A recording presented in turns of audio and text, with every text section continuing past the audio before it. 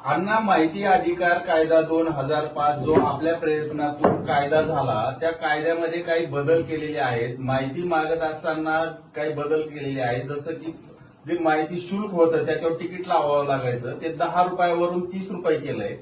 पहिलं 10 दिवसात जी माहिती देण्याबाबतचा निकाल घेण्यात येत होता, तो 30 दिवस केलाय.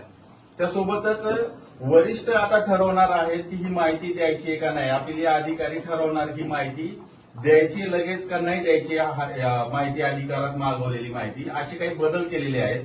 कसं पाहता तुम्ही या बदलाकडे?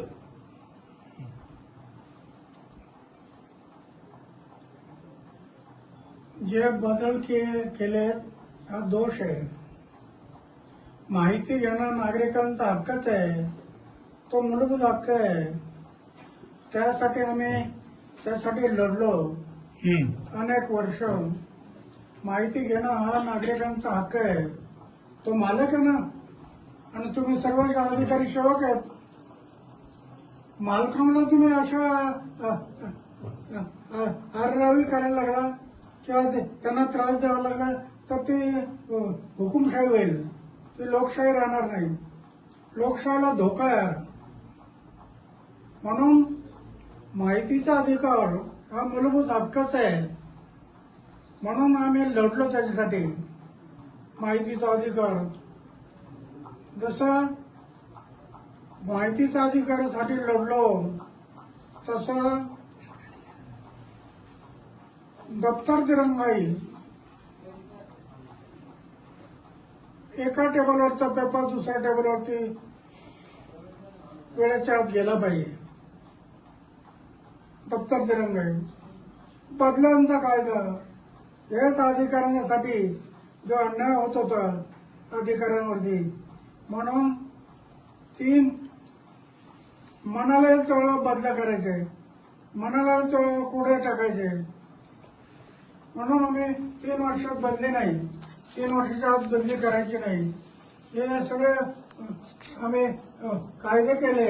शुल्क वाढवलं अण्णा, माहिती अधिकार मागवण्यासाठी जे 10 रुपयाचं तिकीट लागेल. शुल्क वाढवणं हा फार मोठा दोष आहे. शुल्क तुम्ही पैसे कमवायला बसला काय? सरकारने जे पैसे कमवणारं साधन नाही, तर जनतेचं हित पाहिलं पाहिजे. जनतेचं हित तुम्ही डोळ्यासमोर ठेवलं पाहिजे. तुम्ही पैसे कमवा लागला, पैसा जर डोळ्यासमोर ठेवला तर बरोबर नाही. बरोबर.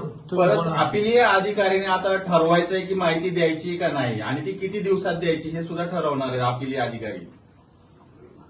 हे नाही, माहितीचा अधिकार तुम्ही सरकारने नाही ठरवायचं. माहिती एकदा दिली,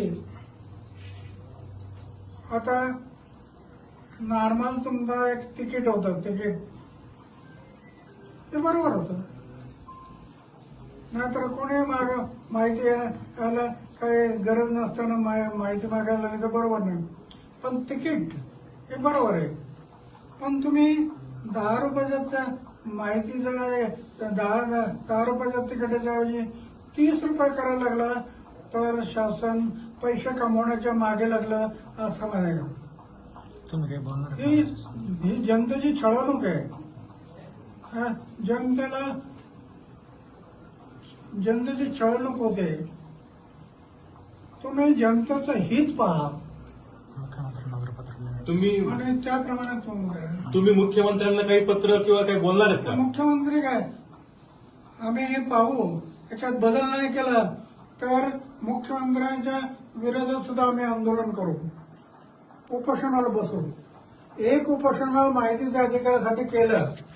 माहितीचा अधिकार, दप्तर दिरंगाई, बदल्यांचा कायदा, एवढ्या 10 कायदे, लोकपाल, लोकायुक्त, 10 कायदे केले. ते जनतेच्या हितासाठी केले. सगळे जनतेचं हित.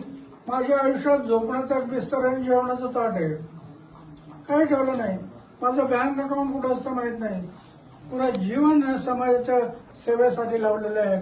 आणि समाजावर अन्याय होत असेल तर पुन्हा एकदा उपोषण.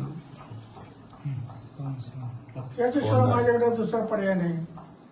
कारण माझ्याकडे काय कुठं मोठा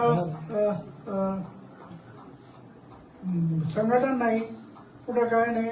पण उपोषण हा माझा मार्ग आहे आणि मी आतापर्यंत एवढे उपोषण करत आलो. त्याच्यातून 10 कायदे केले.